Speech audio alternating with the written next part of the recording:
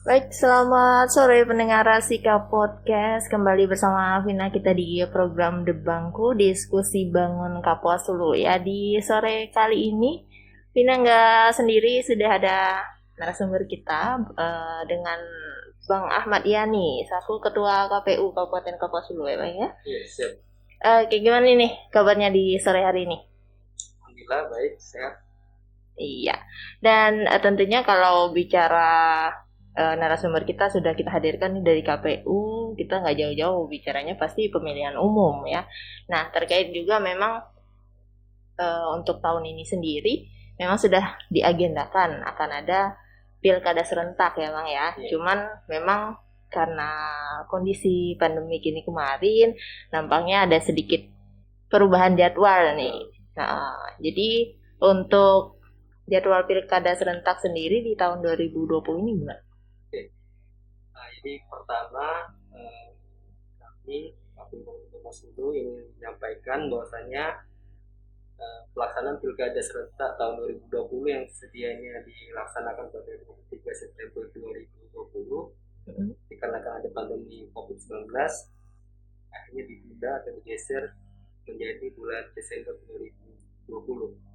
Nah, pergeseran ini tentu setelah dilakukannya koordinasi atau rapat antara para pihak, ada pemerintah, kemudian penyelenggara pemilu dan DPR, yang kemudian memutuskan untuk pilkada di 2020 yang ditunda di bulan September digeser menjadi bulan Desember 2020. Nah, terkait dengan tanggal, kebetulan kemarin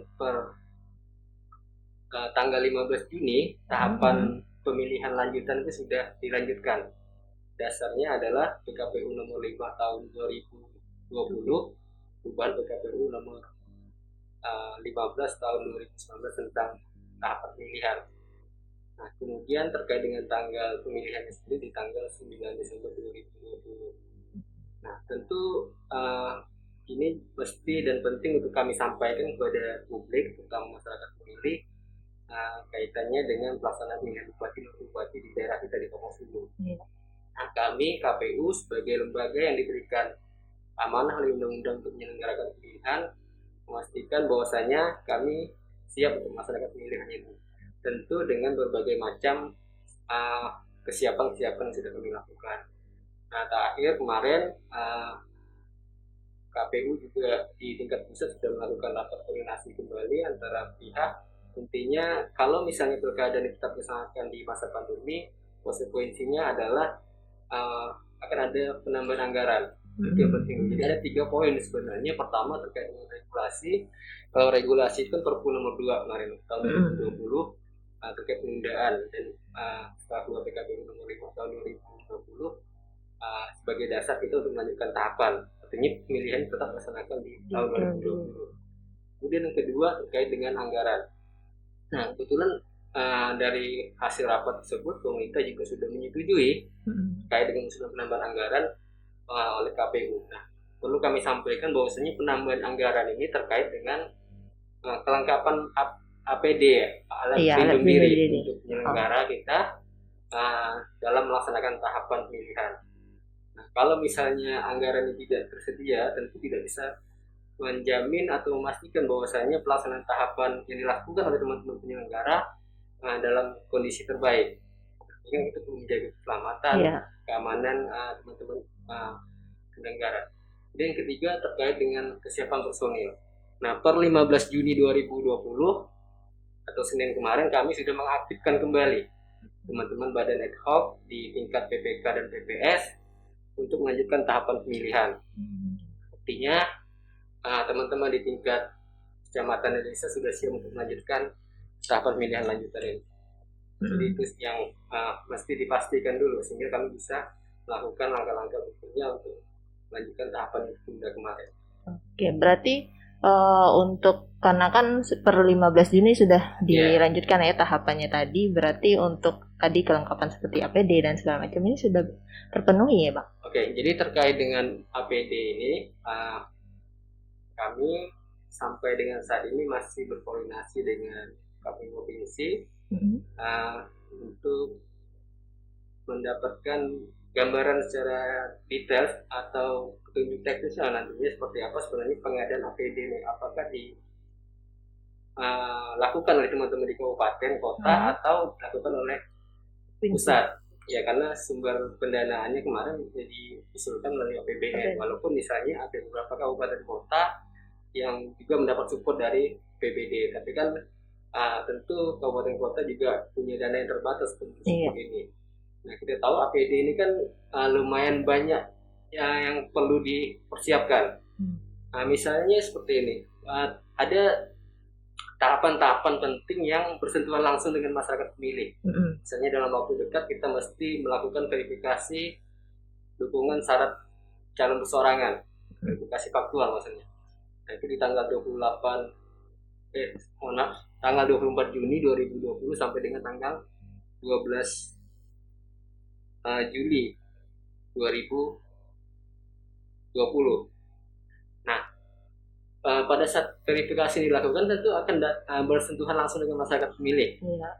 Misal saya memverifikasi Ibu terkait dengan dukungan kepada salah satu pasangan calon, itu mesti dilengkapi dengan masker misalnya, mesti jaga jarak. Nah, ini masker ini bagian dari kampanye kami untuk memastikan bahwa protokol COVID-19 ini dilakukan, terutama oleh jajaran penyelenggara, dan hal-hal lain misalnya semacam hand sanitizer, sarung tangan, pelindung wajah, dan lain sebagainya. Ini yang perlu dipersiapkan. Nah, harapan kita karena tahapan ini sudah tidak lama lagi akan dilakukan, segera ada keputusan dari pusat terkait dengan proses pengadaan APD. Kalau memang kita akan lakukan, tapi kalau memang ini difaktor oleh KPU RI, itu menjadi kewenangan mereka untuk mengadakan.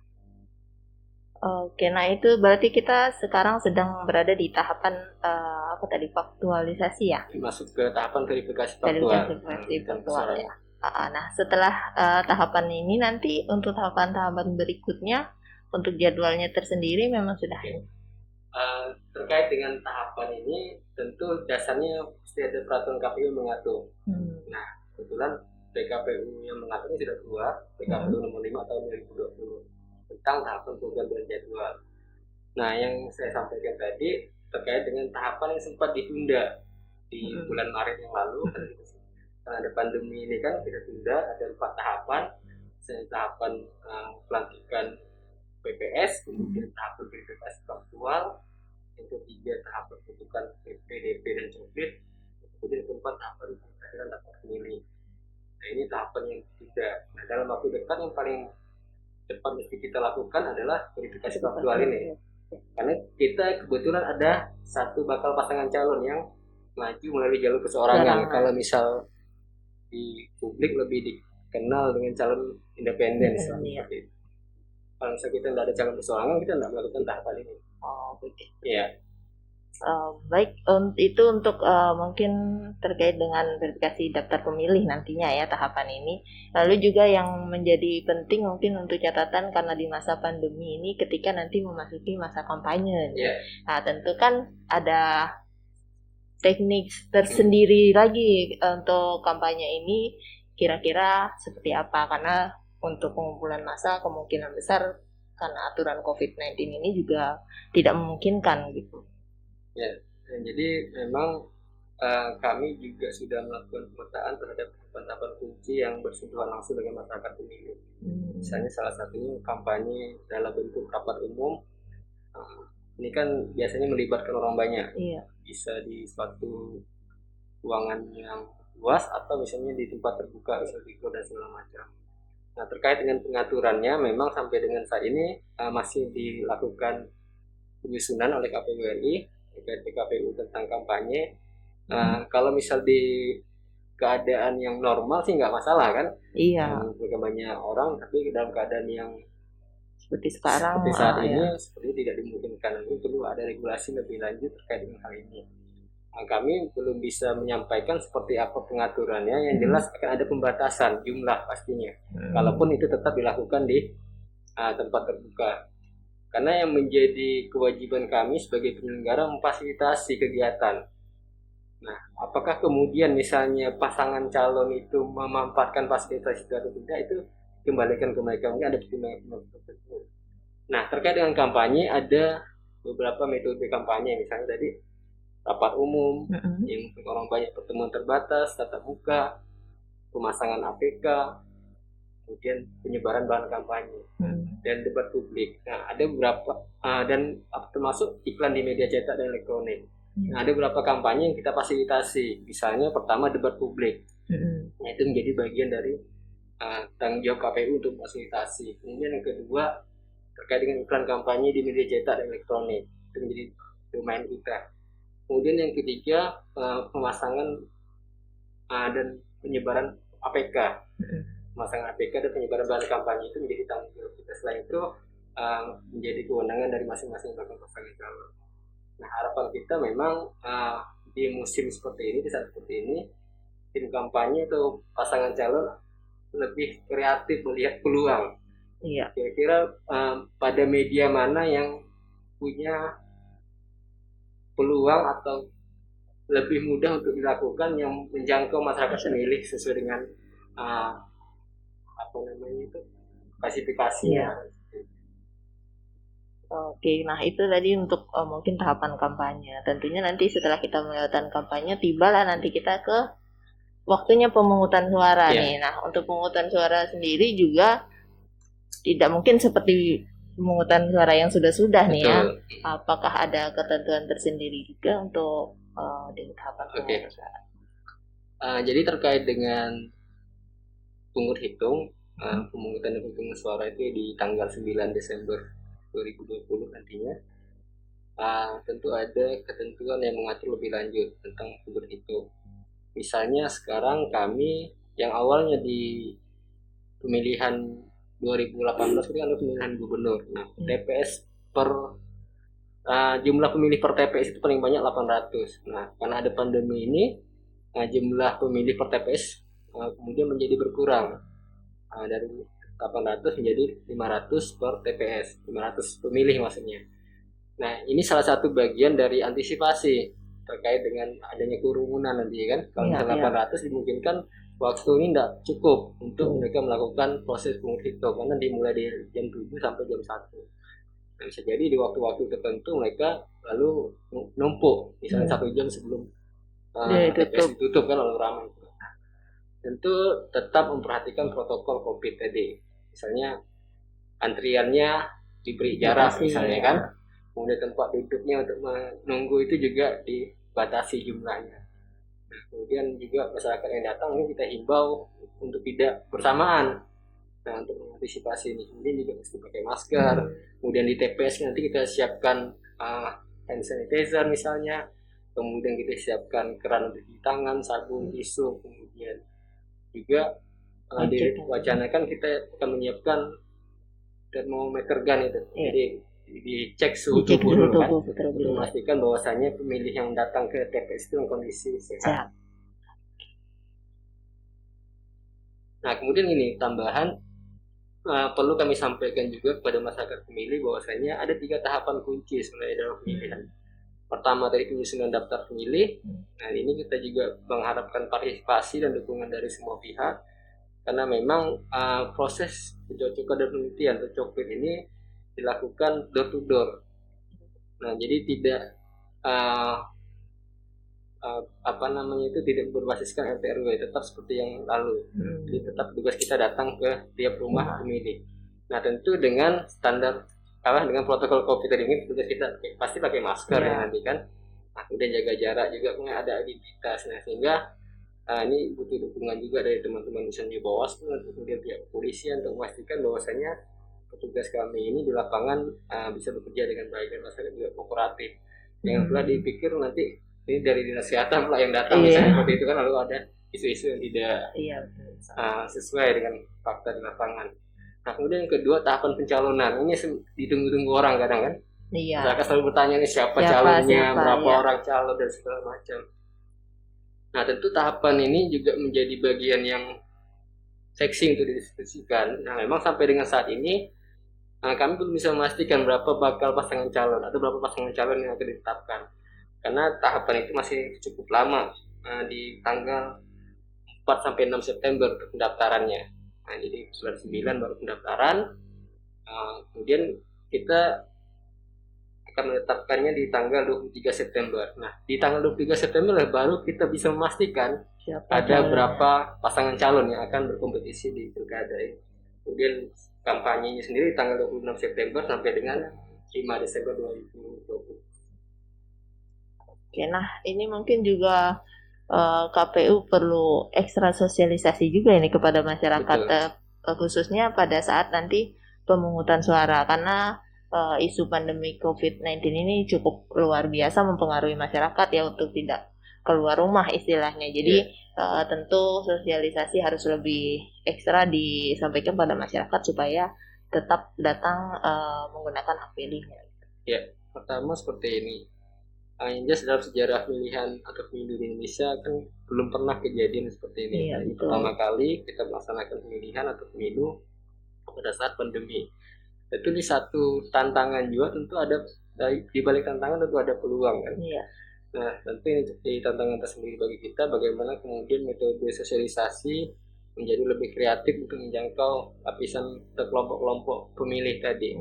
Nah, tentu tidak bisa dengan cara yang normal tadi kan, atau istilahnya itu cara yang biasa, tapi mesti dengan cara-cara yang lebih kreatif dan inovatif. Nah, kami sedang mendiskusikan itu, tentu juga kami perlu masukan.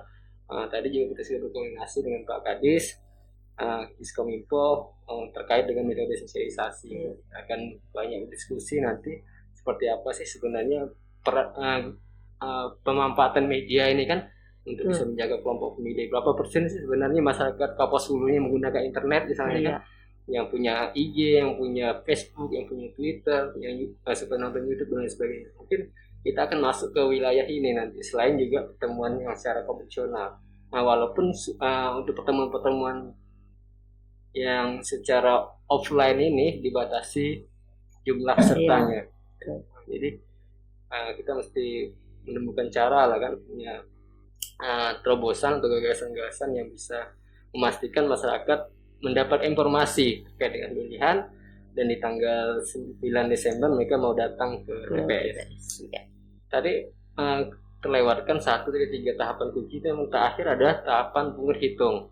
Karena disitulah sebenarnya penentuan siapa pemimpin yang akan terpilih nanti kan, lewat tangan-tangan pemilih yang di balik suara nanti. Nah, ini yang tentu harus dipastikan bahwasanya mulai dari pendataan pemilih tadi, masyarakat punya hak pilih dan terdaftar sebagai pemilih untuk bisa menggunakan hak pilihnya pada tanggal 9 Desember 2020. Untuk yang lain juga kami menghimbau pada masyarakat tentunya di masa pandemi seperti ini, kami pastikan bahwasanya KPU sebagai penyelenggara pemilihan insya Allah siap untuk melaksanakan pemilihan serentak 2020. Untuk itu kami butuh dukungan dari semua komponen masyarakat dan stakeholder terkait untuk sama-sama kita mensukseskan pemilihan Bupati dan Bupati Kapuas Hulu 2020. Tentu ada kunci, ada elemen kunci yang menentukan sukses tidaknya penyelenggaraan pilkada ini. Pertama tentu dari penyelenggaranya sendiri kan. Nah, penyelenggara kalau di tingkat kabupaten ada KPU, ada Bawaslu. Nah, kemudian selain penyelenggara siapa? Peserta pastinya, peserta yang menjadi kontestan, misalnya bakal pasangan calon nantinya, dan termasuk juga tim kampanye dan lain sebagainya. Dan yang ketiga adalah pemilih sendiri, masyarakat pemilih. Karena sejatinya dalam pemilihan langsung ini yang punya daulat ini, memberikan mandat adalah rakyat. Jadi di tangan rakyat, di tangan pemilih ini masa depan Kapuas Hulu menentukan. Jadi selain kita mendapatkan daulat untuk memilih, kita juga punya tanggung jawab untuk menentukan siapa yang akan mendapatkan amanah di daerah kita. Itu demikian. Baik, tentunya untuk masyarakat juga terkait juga dengan pandemi COVID-19 ini, tentu saja semua yang kita lakukan ini akan diiringi dengan hal-hal yang baru lah istilahnya. Seperti kita akan lebih memakai setiap protokol kesehatan yang ada tentunya ya dalam setiap kegiatan. Jadi untuk pilkada serentak ini juga nanti tetap mengutamakan protokol kesehatan. Jadi kepada masyarakat tentunya mari tetap kita sukseskan bersama pilkada serentak 2020 yang direncanakan tanggal 9 Desember ya 2020 ini nanti. Oke, baik.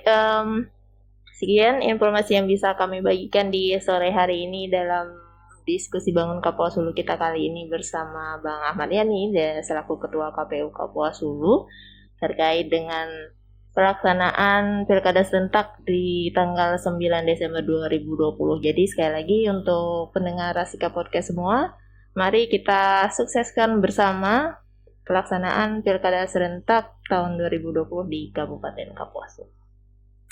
Baik, selamat sore, sampai jumpa di lain kesempatan.